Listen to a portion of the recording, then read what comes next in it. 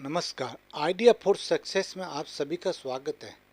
दोस्तों, आपके चेहरे की मुस्कुराहट आपके जीवन की सफलता को बयां करती है।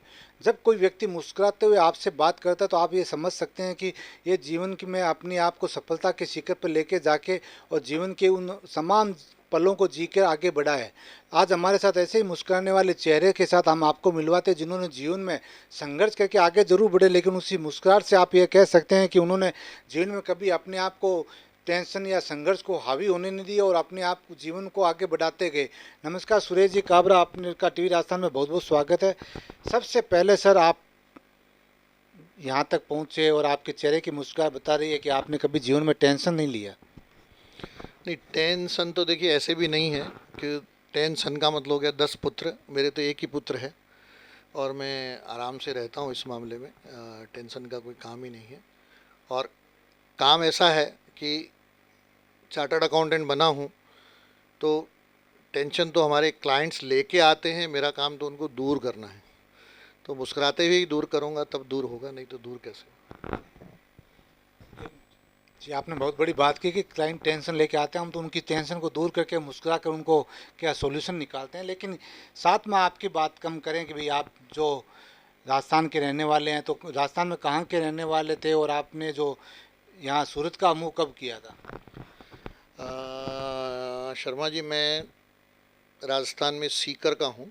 प्रॉपर सीकर ही रहा हूँ।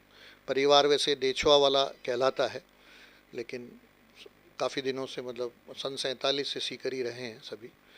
और जयपुर से मैंने पढ़ाई की और सीकर जयपुर की वर्किंग के साथ साथ परिवार का व्यापार आसाम में था।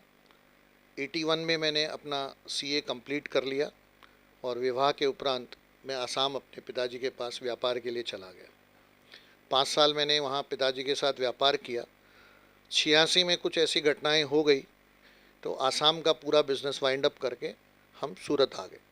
सूरत में ऑलरेडी मेरे परिवार के सदस्य यहाँ बिजनेस में थे। हमारा एक जॉइंट फैमिली है, तो जो कजिन्स थे वहाँ व्यापार करते थे।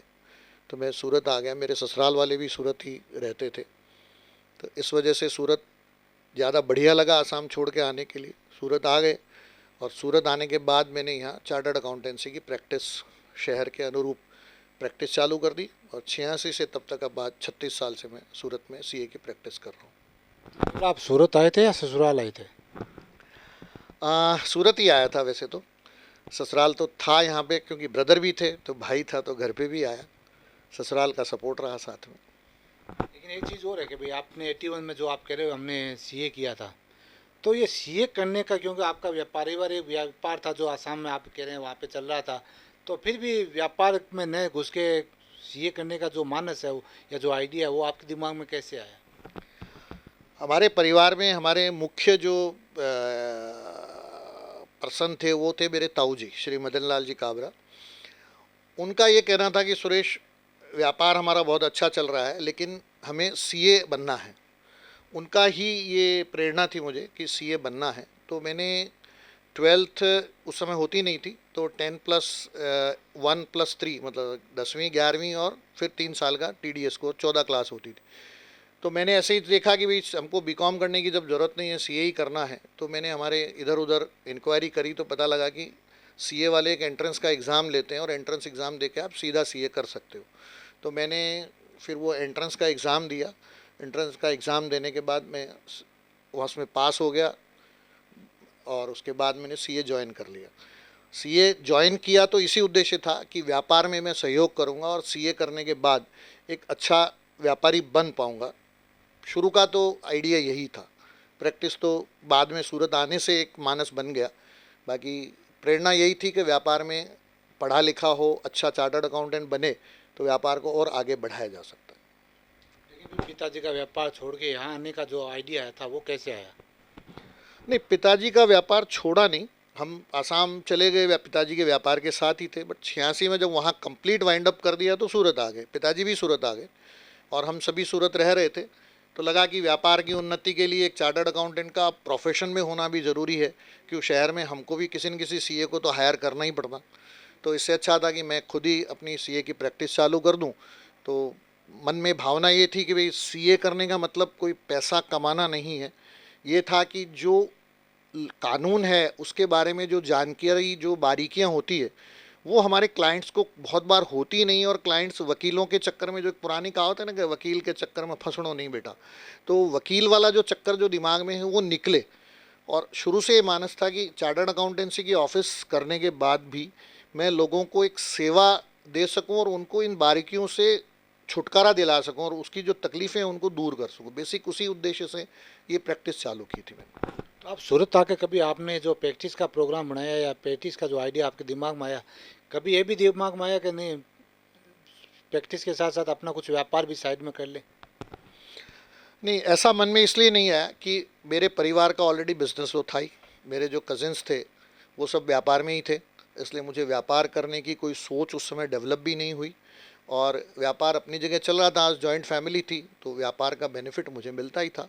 शुरू के 5 साल मैंने सीए में निकाले, तो आप समझ लीजिए कि परिवार का व्यापार था तो मैं बेस बना सका, मुझे उल्टे सीधे काम कुछ नहीं करने पड़े। मैं बहुत सही तरीके से अपनी सीए की प्रैक्टिस को आगे डेवलप करता करता रहा और घर खर्च वगैरह की परेशानी नहीं रही, क्योंकि परिवार साथ में था और परिवार का बड़ा संबल था उसमें। जब आप 86 में आप बोले सूरत आए थे, तो उस समय सूरत का इतना डेवलपमेंट नहीं था, इतने ज़्यादा लोगों के पास वो नहीं था भाई अकाउंट को होल्ड करने या अकाउंट को ज़्यादा मेंटेन रखने की लोगों के पास परंपरा ही नहीं थी उस समय की। तो प्रैक्टिस में क्या आपको लगता है कि उस समय जो प्रैक्टिस का आपने डिसीजन लिया था वो उस समय के दौर में बहुत परफेक्ट था? आपकी बात सही है, लेकिन सूरत चूंकि एक डेवलपिंग सिटी था और ये था कि आज मैं हो सकता है कि एक छोटे स्टेज पे हूँ, लेकिन सूरत का शहर का फ्यूचर बहुत बड़ा है। और यहाँ जिस तरह से इंटरनेशनल मार्केट डेवलप होने वाला है, जिस तरह से कपड़े की मंडी पूरे भारतवर्ष के हिसाब से और इंटरनेशनल लेवल पे भी इसका आगे डेवलपमेंट होगा, तो डेफिनेटली मुझे इसका बेनिफिट डेफिनेटली रहेगा।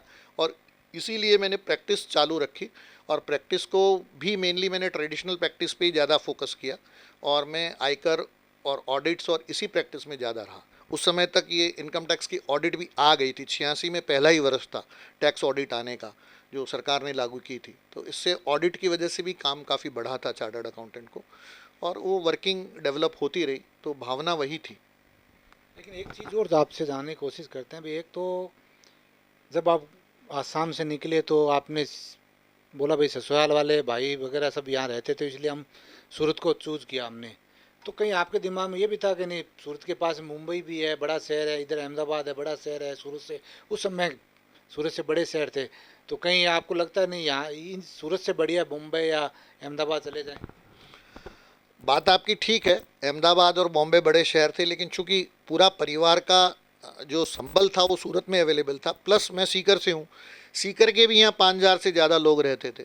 तो एक ये था कि कम से कम मुझे नयापन नहीं लगेगा और मुझे अपनी प्रैक्टिस भी डेवलप करने में एक अच्छा सपोर्ट रहेगा और परिवार के सदस्यों का बेनिफिट रहेगा इसी हिसाब से। और एक सूरत जो है ना बॉम्बे के नज़दीक होने की वजह से बॉम्बे के पश्चिमों पर ये भविष्य में बहुत बढ़ेगा, ऐसा भी एक मानसिकता थी दिमाग में, इसी वजह से सूरत शहर को सेलेक्ट किया।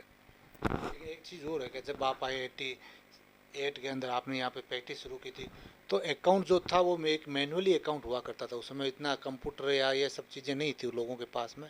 तो कैसे क्लाइंट को आप सेटिस्फाइड करते थे, कैसे उनसे अकाउंट लाते थे, कैसे उनके पास जाते थे, रिटर्न उनको कैसे अकाउंट देते थे, वो क्या कैसा प्रोसेस था उस समय का? शर्मा जी, आपने बात बहुत सही की है। अकाउंट्स अपने आप में एक बड़ा पेचीदा सवाल है, लेकिन चूंकि मुझे एक बड़ा पर्सनल लेवल पे एक प्लस पॉइंट था कि मैं 8वीं क्लास से अपने अकाउंट्स करता आ रहा हूँ। मैं जब 8वीं में पढ़ता था तो घर का व्यापार का पूरा अकाउंट्स मैं खुद स्वयं मेरे ताऊजी के साथ बैठ के लिखता था, तो मुझे अकाउंट्स की पूरी बारीकियाँ मुझे ध्यान में थी। यूँ कहें तो कच्चा पक्का सभी तरह का व्यापार का अकाउंटिंग का मुझे ध्यान में था, तो इसलिए मैं क्लाइंट्स को बहुत अच्छे से समझा भी पाता था और अकाउंट्स की बारीकियों को समझ करके मैं उनको बहुत हेल्प कर सकता था। इसलिए मुझे कभी उसमें समस्या नहीं आई, क्योंकि अकाउंट्स मेरा एक प्रिय विषय था और मैं अकाउंट्स के प्रति समर्पित भी था। लेकिन नए लोगों के पास जाना और उनसे अकाउंट लेना, क्यों एक बिजनेस में क्या ना सेल्स मार्केटिंग टाइप का एक बिजनेस हो गया उस समय का, क्यों लोग चला के सीए के पास नहीं आते, सीए को उस समय चला के जाना पड़ता था कि कोई एक व्यक्ति है सही है जो ऐसा काम करता है। तो वो जो रिलेशन बनाने का जो दौर था, उसमें आपने कैसे रिलेशन बनाए, कैसे लोगों के पास गए, कन्वेंस कैसे किया उनको? ये बात आपकी सही है, लेकिन उस समय क्या है कि मैं जब 86 में आया था, तब उस समय एक 1985 की आयकर की एक डिस्क्लोज़र स्कीम आई हुई थी। तो उसके तहत काफ़ी इनकम टैक्स की फाइल्स वगैरह डेवलप हुई थी। तो मुझे एक तो वो बेस मिल गया, शुरू शुरू में काम करने के लिए काफ़ी फाइलें भी बनी, काफ़ी नई फाइलें डेवलप हुई। उसके बाद जो अकाउंट्स का सिस्टम था, वो चूँकि सभी लोगों के साथ जुड़ा हुआ था, और विशेष मतलब भगवत कृपा ऐसी रही कि मुझे इसके लिए बहुत ज़्यादा भागदौड़ नहीं करनी पड़ी, और अपने संबंधों की वजह से और वर्किंग की वजह से धीरे धीरे फाइल्स बढ़ती चली गई। और ये एक कह सकता हूँ कि भाग्य में और भगवत की बहुत अच्छी कृपा रही, जिसकी वजह से मुझे फाइलों के लिए बहुत मशक्क़त नहीं करनी पड़ी, और कार्य आगतरोतर आगे बढ़ता गया। कभी ऐसा भी दौर आया सूरत के अंदर जब ये लगा हो कि नहीं, वापस कहीं राजस्थान चलते हैं या कोई दूसरे शहर में जाते हैं? ऐसा कभी आया नहीं शर्मा जी, मन बहुत अच्छे से लगा रहा सूरत में। और उस दौर में ये हुआ कि जैसे मैं 86 में आया, और मैंने 88 से हमारा जो यहाँ महेश्वरी समाज छोटा सा था, उसमें 500-700 परिवार, 500-700 ही लोग थे, परिवार तो कम थे, 500-700 लोग थे। तो मैं महेश्वरी समाज से जुड़ गया। इस मामले में मैं हमेशा याद करूँगा हमारे स्वर्गीय श्री महेश जी मालपानी, जो सीकर के बाजू के सायपरा के थे। वो यहाँ रहते थे और मेरे पड़ोसी थे, मतलब रेजिडेंस में हम साथ में थे। उन्होंने मुझे समाज से रूबरू करवाया, और माहेश्वरी नवयुवक मंडल नाम की संस्था से मैंने अपनी सामाजिक गतिविधि शुरू की। और समाज के सहयोग के साथ समाज में एक दूसरे से जुड़ते हुए वो समाज का भी सहयोग रहा, समाज के लोग पहचानने लग गए, और उसकी वजह से काफ़ी सुविधा रही, और काम करने में कभी भी दिक्कत नहीं आई। जब आप सामाजिक संस्थाओं में जुड़े 88 के अंदर, कहते हैं वो एक दौर ऐसा होता है जब आदमी शुरू में जब कोई भी व्यापार या प्रैक्टिस के अंदर आता है, तो पहले अपने आप को स्टेब्लिश करने के बारे में ज़्यादा सोचता है, नहीं कि सामाजिक गतिविधियों के बारे में। तो आपने उस दौर में जब आप प्रैक्टिस भी कर रहे थे और अपनी जो स्ट्रगल कहते हैं ना, वो आपका भी स्ट्रगल का पॉइंट समय था और आपने सामाजिक तौर पे भी आगे बढ़ने की सोच ली, तो स्ट्रगल और समाज सेवा ये दोनों साथ साथ कैसे आपने निभाया? ये समझ लीजिए उस समय की नज़ाकत ऐसी थी कि हम लोग पता नहीं क्या उस समय समय था कि हम, देखिए, समय में समाज का भी काम कर लेते, लायंस क्लब से भी जुड़े हुए रहते थे, आयकर और इनकम टैक्स हमारी ऑफिस का भी पूरा काम करते थे, फिर भी कभी ऐसा महसूस नहीं हुआ कि थक गए। खूब जोश खरोश से काम करते थे, और सभी तरह के काम में हमें बड़ा आनंद आता था, और परिवार का बहुत सपोर्ट रहता था। श्रीमती जो हैं वो भी हमारे साथ दौड़ती रहती थी, कभी कभी भी ऐसा नहीं लगा कि हमें कहीं कोई दिक्कत है। माँ पिताजी सब साथ में ही थे, कज़िन्स भी साथ में थे, तो हम लोग सब बहुत अच्छे से, मतलब पारिवारिक सपोर्ट और समाज के सपोर्ट से आगे बढ़ते रहे। कभी ऐसा नहीं महसूस हुआ कि भाई कोई दिक्कत है या कोई समस्या है। आपके बारे में कहा था आप महेश्वरी समाज के फाउंडर मेंबरों में थे जब स्कूल बनी या महेश्वरी भवन बने उसमें, तो वो सब कैसे प्रोसेस आपने के आइडिया दिमाग में आए थे, कैसे समाज को एक कुछ देने की जो लालसा थी आपके मन में, या सामाजिक तौर पे संगठन को बना के किस समाज के जो युवा पीढ़ी जो नेक्स्ट जनरेशन आने वाली उसको क्या देंगे, ये जो लालसा आपके मन में थी वो उसको कैसे आपने पूरा किया, कैसे स्कूल का निर्माण किया, कैसे भवन का? शर्मा जी, ये तो एक अनवरत वर्किंग थी। समाज से 88 में जब जुड़ा, तब महेश्वरी नवयुवक मंडल नाम की एक ही संस्था थी। उस संस्था से जुड़ते गए, संस्था अपना काम करती रही, और उस समय उसमें हम राजस्थान के हर क्षेत्र के लोग उसमें जुड़े हुए थे। आप समझेंगे कि आज सूरत में हम राजस्थान के हर क्षेत्र के बहुत अपने आप में ग्रुप हैं, लेकिन उस समय तो हम ही लोग थे। जैसलमेर का भी हमारे साथ था, तो बीकानेर का भी हमारे साथ था, तो जोधपुर का भी हमारे साथ था, तो सीकर का भी हमारे साथ था, तो नागौर का भी हमारे साथ था। हर क्षेत्र के लोग हम लोग जुड़ कर के इतने एक दूसरे से जुड़े हुए काम करते थे, समर्पित थे एक दूसरे को, और कभी हमें क्षेत्रवाद नहीं आया मन में कि राजस्थान के हम अलग अलग क्षेत्र के हैं, और हमने सब ने मिल कर के बहुत अच्छा काम किया और बहुत अच्छी तरह से आगे बढ़ते रहे। तो ये जब आगे बढ़ रहे थे तब ऐसा लगा कि अब सूरत में हम लोगों को रहते हुए इतने दिन हो गए, तो सूरत शहर में हम सूरत शहर को भी कुछ समाज की तरफ से देना चाहिए। तो इसको देने के लिए हमने फिर ये सोचा कि एक सबसे पहला आया कि घर होना चाहिए हमारा। अब घर होने का मतलब हमें महेश्वरी भवन बनाना चाहिए। तो समाज के जो और दूसरे सीनियर लोग थे, सबके साथ मिलकर के हमने काफ़ी मीटिंग्स की, और उसके बाद हमने ये महेश्वरी भवन की जगह खरीदी। 1995 या 94 में हमने खरीदी थी ये जगह। उसके बाद इस पर महेश्वरी भवन का कंस्ट्रक्शन हुआ। महेश्वरी भवन का एक बार कंस्ट्रक्शन होने के बाद फिर और समय निकल गया, तो 6-7 साल बाद फिर 2001 में हमें ऐसा मौका मिला कि हमारे एक यहाँ बुज़ुर्ग थे श्याम जी बियानी, उन्होंने हमें एक आके ऑफ़र दिया कि सूडा जो है, सूरत अर्बन डेवलपमेंट अथॉरिटी, वो कुछ ज़मीनें रिज़र्व हैं, उनमें से वो कुछ स्कूल के लिए ज़मीनें देना चाहती है। तो हमने फिर नवयुग मंडल के प्लेटफॉर्म पर ही उस ज़मीन के अलॉटमेंट के लिए अप्लाई भी किया और हमें वो ज़मीन आवंटन हो गई। फिर हमने महेश्वरी शिक्षण संस्थान नामक संस्था बनाई और ये स्कूल का कार्यक्रम भी आगे बढ़ा। तो इस तरह से भवन और स्कूल, इन दोनों में बहुत अच्छा जुड़ाव रहा और एक मन को संतोष है कि हमने इन दोनों ही संस्थाओं को बहुत अच्छे से अपने को सींचा और इनको बहुत बढ़ने में हमने अपना जो योगदान जो मन से होना चाहिए था वो पूरा दिया। और कहीं भी हमें मन में इस माल को लेकर के संकोच नहीं है कि हमने कहीं कमी छोड़ी। हमने बहुत अच्छे से इन दोनों संस्थाओं को बढ़ाया और आज ये फलस्वरूप है कि दोनों संस्थाओं की 2 प्रतिरूप तैयार है। एक और दूसरा महेश्वरी भवन भी खड़ा हो गया और एक दूसरी स्कूल भी महेश्वरी पब्लिक स्कूल के नाम से तैयार हो गई। तो आज बहुत कहते हुए आत्मिक संतोष होता है कि सूरत में 2 महेश्वरी की स्कूल है और 2 महेश्वरी भवन है, जो समाज के सामाजिक गतिविधियों के लिए बहुत काम आते हैं और समाज का खूब नाम रोशन। महेश्वरी भवन समिति नाम से संस्था मैंने बनाई थी, तब मैं चार्टर्ड अकाउंटेंट के हिसाब से इस संस्था का पूरा कॉन्स्टिट्यूशन वगैरह बनाया था और मैं इसका फाउंडर सेक्रेटरी रहा हूँ 1995 तक। 2001 तक जब तक ये संस्था चलती रही, तब तक 2000 तक मैं इसका फाउंडर सेक्रेटरी था। उसके बाद फिर समाज में जैसा होता है बदलाव तो होते ही हैं और 2001 में हमने ये माहेश्वरी स्कूल का जो प्रोजेक्ट लिया, तो ये 2001 से 2011 तक मैं माहेश्वरी स्कूल में कंटिन्यूअस कार्य समिति में रहा और समवेयर 2009 में मैं माहेश्वरी विद्यापीठ का अध्यक्ष रहा। सेक्रेटरी उसके पहले मैं कंटिन्यूअस रहा, इसलिए कार्य समिति में 10 साल तक हमने काम किया और मेरे साथ बहुत अच्छे सहयोगी मैं नाम लेना चाहूँगा। सुरेश जी तोशनीवाल, मुरली जी सोमानी और कुंज बिहारी जी तोतला, इन्होंने मुझे बहुत सहयोग दिया। हम लोगों ने मिल कर के ही काम किया, मतलब मुझे एक सहयोग नहीं दिया, हमने सबने मिल के काम किया। आपके बारे में कहा जाता है भी आप जब भी कोई भी काम करते हैं उसको कहते शुरुआत से लेकर अंत तक उसके साथ जुड़े हुए रहते हैं।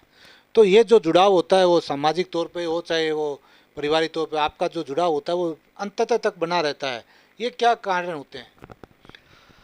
बात सही है, कोई भी काम करते हैं तो उसके साथ जुड़ना बहुत ज़रूरी होता है और ये चीज़ एक स्वभावगत है कि किसी भी काम से जुड़े हैं तो उसको एक परफेक्शन लेवल पे काम करना चाहिए। आज इसी स्वभाव की वजह से मैं समझता हूँ कि चार्टर्ड अकाउंटेंसी की प्रैक्टिस में भी मुझे ये बेनिफिट मिलता है। आज एक जब शुरू की थी 86 में, तब एक नॉर्मल चार्टर्ड अकाउंटेंसी की प्रैक्टिस थी, ट्रेडिशनल इनकम टैक्स का रिटर्न भरते थे। उसके बाद धीरे धीरे कमिश्नर अपील्स वगैरह में भी गए। आज ट्राइब्यूनल जैसी संस्था में भी मैं अपीयर होता हूँ, क्योंकि हाई कोर्ट में तो जा नहीं सकते एज ए चार्टर्ड अकाउंटेंट, लेकिन ट्राइब्यूनल जैसी संस्था में भी मैं अपीयर होता हूँ। और सूरत में 2017 में इनकम टैक्स की जो ट्राइब्यूनल की बेंच है वो 2017 में सूरत स्थापित हुई। उसके बाद से मैं उस संस्था से जुड़ा हुआ हूँ और वहाँ का जो income tax appellate bar association है उसका मैं कमेटी मेंबर हूँ। पहले मैं सेक्रेटरी था, अभी मैं वाइस प्रेसिडेंट हूँ वहाँ पे।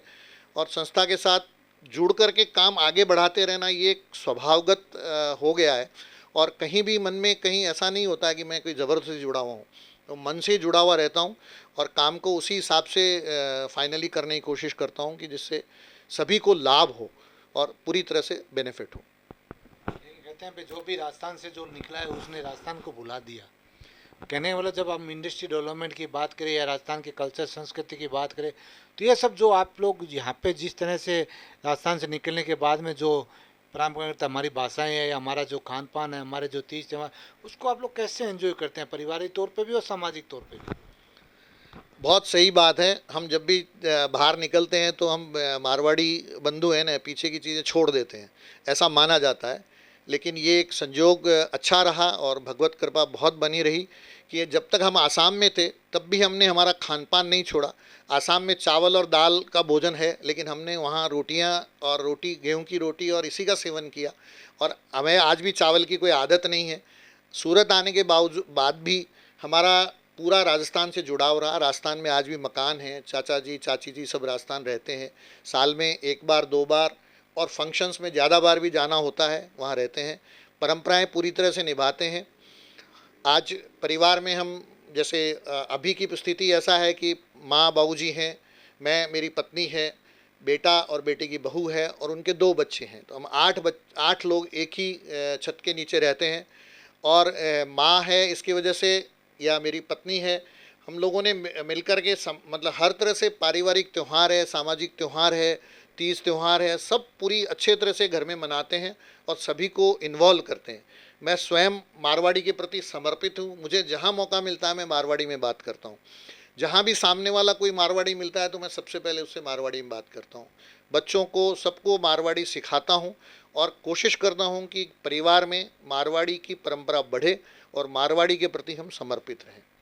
लेकिन जो आपने एक जिक्र किया, हम 8 लोग परिवार में थे, यानी 8 लोगों में 4 पीढ़ी एक ही छत के नीचे रहना, एक सामंजस्य की स्थिति जो होती है वो उसको आप कैसे बनाते हैं? क्योंकि हर एक जनरेशन गैप के साथ एक विचारधारा में परिवर्तन आता है, तो उस परिवर्तन या उस विचारधारा के डिफरेंट का जो है उसको आप कैसे एक छत के नीचे रह के कैसे तालमेल बैठाते हैं? ये तो पिताजी का आशीर्वाद ही कह सकता हूँ मैं, कि भगवत कृपा से ऐसा कोई इशू कभी अराइज हुआ ही नहीं और पिताजी ही सब कुछ संभालते हैं। और हमने इसी चीज़ को लगाया कि भाई जब तक एक मुखिया रहे घर में तब तक कोई इशू नहीं है। तो आज भी परिवार में पिताजी ही मुखिया हैं, चाहे मुझे कुछ काम करना हो, चाहे बेटे को कुछ काम करना हो, सभी हम पिताजी की इजाज़त से ही करते हैं और पिताजी के आदेश के अनुसार ही करते हैं। इसलिए कभी ये समस्या आई नहीं। वो तो क्या, जब 2-4 हेड अलग अलग हो जाते हैं, अपना मतलब साधने लगते हैं, तब समस्या आती है। बट हमारे तो पिताजी जो कह देते हैं वो हमारे लिए फाइनल है और लोहे की लकीर होती है। इसलिए इसके अनुसार चलते हैं तो हमें कभी कोई दिक्कत नहीं आती। एक कहा जाता है मारवाड़ियों के बारे में कि जो राजस्थान के अंदर रहकर जो उनकी जो प्रोग्रेस होती है, जो तरक्की होती है, वो उतनी नहीं हो पाती है जितना वो घर से बाहर जब भी वो निकलते हैं तो कहना खाली हाथ आगने के बाद भी करोड़ों में या हजारों लोग करोड़ों में वो खेलने लग जाते हैं। ये क्या कारण है कि भाई घर में आप अठन्नी के नहीं होते हैं, बाहर जाते करोड़ों के कैसे बन जाते हैं? ये बात बहुत सही है और ये स्वाभाविक भी है। आदमी जब घर में होता है ना तो बहुत अपने आप को सुरक्षित महसूस करता है और जब बाहर निकलता है तो अपने एग्जिस्टेंस के लिए लड़ता है, अपने अस्तित्व के लिए लड़ता है। और अस्तित्व बनाना, आज जैसे सूरत शहर है, अब सूरत शहर में हम राजस्थान के लोग आए हैं, बाकी यहाँ जो यहाँ के लोकल वाशिंदे हैं, जो गुजराती वाशिंदे हैं, आज हम कहीं भी किसी कार्य में भी जाते हैं तो उन कार्यों में हमको मिलने वाले तो सब यहाँ के गुजरात के लोग हैं। तो वहाँ हमारे अस्तित्व का प्रश्न खड़ा होता है और हमें अपने आप को इस्टेब्लिश करने की बात आ जाती है। जबकि यदि हम राजस्थान में हैं तो अपने आप को इस्टेब्लिश करने की ज़रूरत नहीं होती, क्योंकि हम तो वहाँ ऑलरेडी इस्टेब्लिश्ड ही हैं। इसलिए ये जब आदमी बाहर निकलता है, चाहे वो कहीं हो, यहाँ से आदमी लंदन जाता है तो वहाँ अपने अस्तित्व के लिए लड़ता है, यहाँ से और किसी शहर में जाता है तो ये हर आदमी के लिए लागू होता है कि जब भी वो बाहर निकलता है तो अपने अस्तित्व को व्यवस्थित करने के लिए वो बहुत सजग हो जाता है और जागरूकता से काम करता है। ये एक नेचुरल बात है। कहते हैं राजस्थान में दाल रोटी के लिए भी आदमी सोचा सुबह खाना खा लिया, दोपहर को सो गए, रात को खाना खा लिया, यानी कि जो जेन्युइन जो काम होते हैं वो जनरली आलस के रूप में, या कहते हैं भाई उतना ज़्यादा वो एक आगे बढ़ने की जो उसमें तत्परता या ललक होती है वो नहीं होती है। लेकिन बाहर आने के बाद जैसे कि आपने कहा अस्तित्व की लड़ाई हो जाती है, उसको अपने आप को सेटअप करना है। तो क्या यही कारण है कि जो बाहर जाओ जो भी मारवाड़ी गया है उसने चाहे बड़े बड़े इंडस्ट्री तौर पे हो, चाहे प्रैक्टिस के तौर पे हो, अपने आप को बहुत बड़े लेवल पे स्थापित किया है, या कुछ और भी कारण आप मान सकते हैं राजस्थान के डेवलपमेंट के बारे में? एकदम सही बात है। बाहर निकलने के बाद राजस्थानियों ने जितना अच्छा डेवलपमेंट किया उसका कारण यही है कि उनका समर्पण है और अपने कार्य के प्रति उनकी जो लगन है और वो ईमानदार हैं। कहीं किसी भी कार्य में वो किसी तरह का छल कपट नहीं करना चाहते हैं। आज मारवाड़ी हर जगह, हर स्थल पर बहुत ज़्यादा अपने आप में प्रगतिशील हुआ है, बहुत ज़्यादा सक्सेसफुल हुआ है। उसका कारण यही है कि वो स्वभाव से ईमानदार है, बहुत अच्छा काम करता है। ठीक है, फाइनेंशियल लेन देन में वो अपना नफ़ा ज़रूर जोड़ता है, ज़रूर देखता है, लेकिन वो किसी का नुकसान नहीं करता है।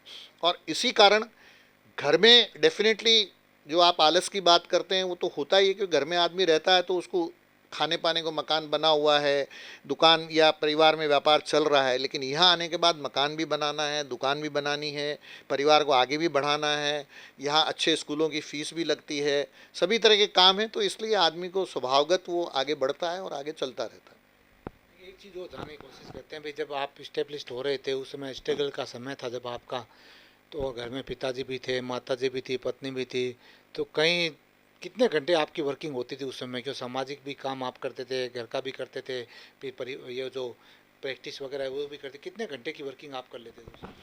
आप समझिए सुबह ऐसे उठने का टाइम तो 6 बजे का है, लेकिन वर्किंग आप टाइम गिने तो 8 बजे से लेके रात को 10 बजे तक का काम तो आराम से होता था। 14 से 15 घंटे का काम तो चलता ही था, और कभी आलस नहीं हुआ, कभी ऐसी समस्या नहीं हुई कि 14-15 काम करके भी हम थक गए हों। खूब आराम से दौड़ते थे और काम करते थे, ऐसा कभी महसूस हुआ नहीं। कभी ऐसा होता था कहीं जाना हो घूमने फिरने तो आपका समय नहीं मिल पाता?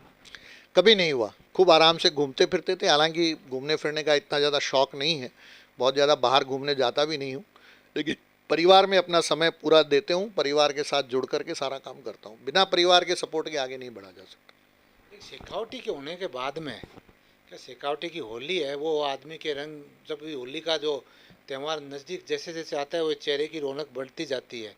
कहीं आपको भी उस रौनक का एहसास, या आपने भी कभी ऐसा लगा कि भी मैं भी शेखावटी का हूँ और एक एन्जॉयमेंट लाइफ जो होली का त्यौहार जिसको हम लोग के फेस्टिवल को एन्जॉयमेंट फेस्टिवल कहते हैं, तो वो जो त्यौहार है वो कहीं आप गांव में ज़्यादा अच्छी तरह से मनाते थे या यहाँ पे ज़्यादा अच्छी तरह से? ऐसा है कि शर्मा जी, गांव में तो बहुत अच्छे से मनाते थे और वहाँ तो हुदड़ंगबाजी होती थी। यहाँ आने के बाद उतना हुदड़ंगबाजी नहीं, शुरू के 5-7 साल तो होली को बहुत जोश खरोश से मनाया, लेकिन धीरे धीरे वो जोश काफ़ी कम हो गया, और होली का जो रंग है वो बस होली का रंग ही रह गया, बाकी जोश उतना नहीं रहा होली के रंग में। ये क्या कारण है, बचपन से 55 मांगे इसलिए? बचपन से 55 का कारण समझ लीजिए, कुछ यहाँ उस तरह के दोस्त नहीं थे जो लंगोटिए जैसे कह सकते हैं, जो बचपन से साथ में जुड़े हों। दोस्त तो बने तो वो सब 30 और 35 साल की उम्र में बाद में बने, तो जो एक अंतरंगता है उसको आने में आज वो अंतरंगता फिर भी डेवलप हो गई, लेकिन उस समय 5-7 साल में उतनी शायद अंतरंगता नहीं बनी थी, इसलिए होली के माहौल में बस रंग लगा के शांति से खेल लेते थे। तो फिर शेखावटी को आप मिस कर रहे हो मतलब? एकदम पक्का मिस कर रहा हूँ सर। उस मामले में मैं थोड़ा कंजर्वेटिव, मतलब अपने आप को थोड़ा सा आइसोलेटेड मानता हूँ, लेकिन है जो स्वभाव वैसा ही है सर। शेखावटी वाला कहते हैं तिलक लगा के तो नहीं घूमता, जब तक उसको भांग का नशा है या कुछ रंग उस पर नहीं चढ़े तब तक तो होली का वो जो खुमार है वो उतरता ही नहीं है।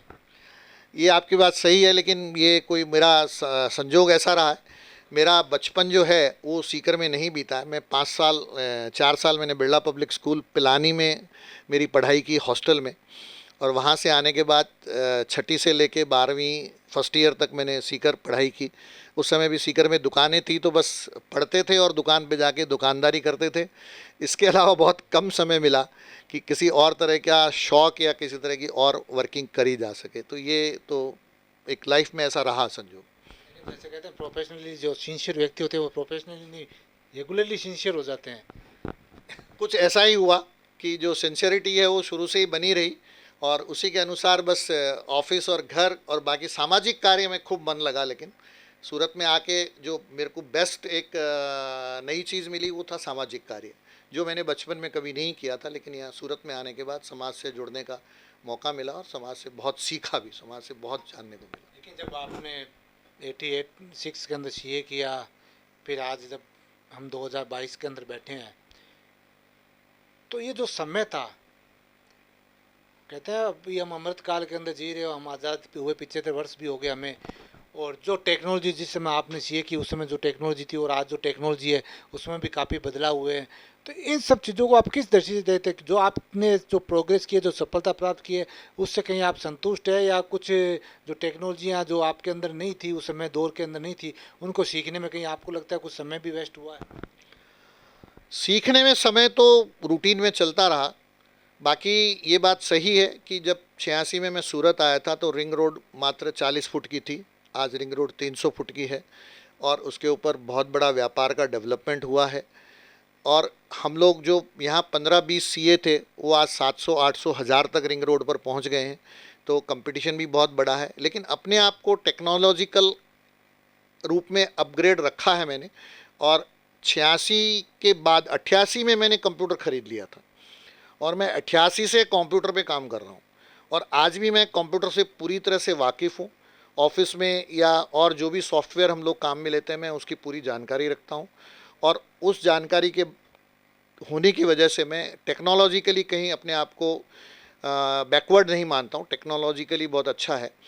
और जो डिपार्टमेंट में और में हमने जो आयकर विभाग में और इंडस्ट्रियल साइड में और में जो काम देखा है, तो आज टेक्नोलॉजिकल अपग्रेडेशन की वजह से और समय के अनुसार बहुत डेवलपमेंट हुआ है, सरकारें बदलती गई हैं। और आज पिछले जो 2 टर्म से जो ये बीजेपी की सरकार चल रही है, इसमें टेक्नोलॉजिकल अपग्रेडेशन भी बहुत हुआ है। और आज़ादी के 75 साल के बाद आज हम ये चीज़ समझ रहे हैं कि हमने क्या देखा था जब OIT का टेलीफोन था, फ़ोन के पीछे धक्के खाने पड़ते थे, टेलीफोन की लाइनें नहीं मिलती थी, इलेक्ट्रिसिटी का अभाव था। आज सब कुछ अवेलेबल है। आज के बच्चों को पूछे तो वो बोलते हैं फ़ोन नहीं मिलता था, ऐसा कभी वो विश्वास ही नहीं कर सकते कि फ़ोन के लिए आपको किसी से रिकमेंडेशन लिखवानी पड़ती थी। तो ऐसी चीज़ें हैं। टेलीग्राम का ज़माना ख़त्म हो गया, टेलीग्राम आज की डेट में बंद हो गया। तो अब हर चीज़ फ़ोन पे आ गया। आसाम में हम जब रहते थे तो वहाँ से फ़ोन सीकर करना होता तो लाइटनिंग कॉल करना पड़ता था। आज तो STD वगैरह ये सब होने के बाद, मोबाइल आने के बाद, तो आप घर बैठे आप 2 मिनट में आप लंदन बात कर लो। आसाम तो बहुत छोटी जगह हो गई इस हिसाब से। तो टेक्नोलॉजिकल अपग्रेडेशन बहुत हुआ है, भारत बहुत डेवलप कर रहा है और इतना बड़ा परिदृश्य है भारत देश का, तो इसमें डेफिनेटली बहुत ऊंचाइयों पर जाने वाला है। और मैं तो सबको यही कहूँगा कि भारत में जितना आपको काम करने का स्कोप है और जितनी आत्मीयता है काम करने में, वो आत्मीयता और उस तरह का वातावरण आपको कहीं नहीं मिलेगा। इसलिए बहुत ज़रूरी है कि आप भारत में रहें और भारत को ही अपग्रेड करें। भले यहाँ थोड़ी बहुत 19-21 होता है, कोई इशू नहीं है, अपने ही भाई बंद हैं, सबको मिल करके आगे बढ़ना है और हमें आगे बढ़ते रहना चाहिए। कि जब टेक्नोलॉजी की बात की आपने, टेक्नोलॉजी बढ़ी है, फिर ट्रांसपोर्टेशन भी बहुत ज़्यादा टफ आगे बढ़ गया। आने आने जाने में 4-4 5-5 दिन लगते थे आसाम जाने में, वो भी ट्रांसपोर्टेशन भी सोल्व हो गया। तो जब युवा पीढ़ी के सामने सब कुछ एक कहते हैं ना बना बनाया एक खाना परोसा जा रहा है, तो आपको क्या लगता है युवाओं को अब जब सब कुछ उनके सामने है, टेक्नोलॉजी उनके साथ है, ट्रांसपोर्टेशन उनके साथ है, जो भारत की जो एक उन्नति है, जो व्यापारिक ग्रोथ है वो भी उनके साथ है, तो युवाओं को आप क्या मैसेज देंगे? कैसे युवाओं को आगे बढ़ना चाहिए? किस फील्ड के अंदर किस तरह से आगे बढ़ के उनको अपने जीवन का लक्ष्य प्राप्त करना चाहिए? इसमें सबसे बड़ी बात एक ही है शर्मा जी कि युवाओं को शॉर्ट टर्म पॉलिसी नहीं मेंटेन करनी चाहिए। वो एक छोटे काल के लिए कुछ चीज़ों को पाने के लिए कुछ काम करते हैं, वो नहीं करना चाहिए। उनको एक लॉन्ग टर्म पॉलिसी के तहत लंबा सोच रखते हुए, बड़ी सोच रखते हुए काम करना चाहिए और डेडिकेटेड काम करना चाहिए। ऐसा नहीं कि 2 साल एक काम किया फिर छोड़ दिया फिर नए काम पे लग गए। तो एक सततता जो रहनी चाहिए, निरंतरता जो रहनी चाहिए ना, वैसा रहते हुए और वो काम करेंगे तो आज के युवाओं में बहुत जोश है, उनका मानसिक विकास भी बहुत बढ़िया है। छोटा बच्चा आज 3 साल का मोबाइल चलाना सीख लेता है, टेलीविजन्स वगैरह में सब काम कर लेता है, लैपटॉप छेड़ लेता है। तो ऐसे बच्चों की जो मानसिक विकास जो है ना वो बहुत बढ़िया हुआ है। तो उन लोगों को खाली एक चैनलाइज करने की ज़रूरत है और उसमें हम हमारे जैसे जो आज 60 साल की उम्र पे आ गए हैं, इस पड़ाव पे हैं, तो हमारा भी बहुत बड़ा रोल है कि हम उन युवाओं को एक चैनलाइज करें, अच्छे रोल पे चैनलाइज करें और उन लोगों को बढ़ाएं। युवाओं में बहुत जोश खरोश है और उनकी जो परिस्थिति है उनको प्रॉपर खाली उनको दिशा निर्देश देने की ज़रूरत है, ताकि युवा बहुत आगे बढ़ सकता है और भारत को बहुत आगे ले जा सकता है। आज विश्व पटल पे भी देखें तो भारतीय लोग जितनी भी टेक्नोलॉजिकल अपग्रेडेड संस्थाएं हैं और जो वैश्विक पटल पे जो संस्थाएं हैं उन पे सब में भारतीयों का राज है।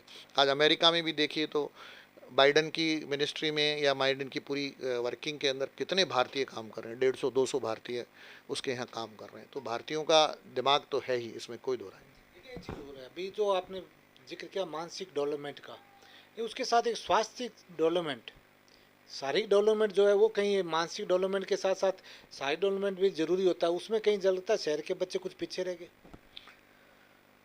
हाँ, ये मैं कह सकता हूँ, लेकिन अवेयरनेस बहुत बढ़ी है। आज आप देखेंगे तो मॉर्निंग वॉक में सभी बच्चे मिलते हैं। ठीक है, सूर्योदय के दर्शन उनको कम होते हैं और लेट नाइट काम करने की आदत ज़्यादा होती है।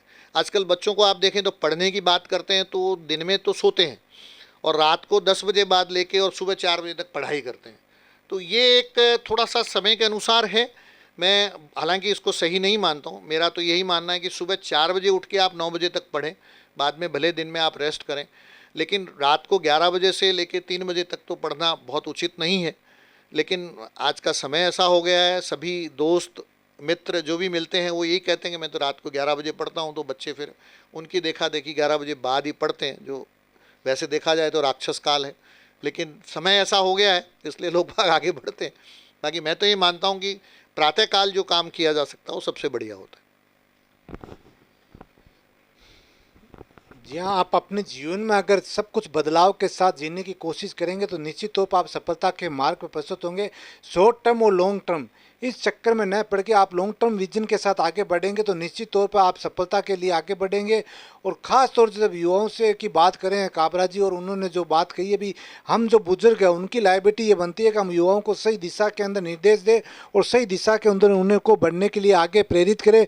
तब युवा हमारे जो हैं वो आगे बढ़ सकते हैं और उन्हें सही ज्ञान और सही दिशा से रूबरू कराने का काम हमारे जैसे बुजुर्गों का है, जो 60 के लगभग आ गए। उन बुजुर्गों को चाहिए कि युवाओं को सही दिशा निर्देश दे और उसके साथ उन्हें आगे बढ़ने के लिए प्रेरित करें। तो निश्चित तौर पर आज युवाओं के पास वो टेक्नोलॉजी भी है और वो समय के साथ आगे बढ़ने की ललक भी है, तो वो निश्चित तौर पर आगे बढ़ सकते हैं। बहुत बहुत धन्यवाद सुरेश जी काबरा, आपने अपना कीमती समय दिया, इसके लिए सर आपका बहुत बहुत धन्यवाद। सर आपका भी बहुत बहुत धन्यवाद शर्मा जी, आपने उचित समझा कि मुझसे कुछ बात की जाए। आपका बहुत बहुत धन्यवाद।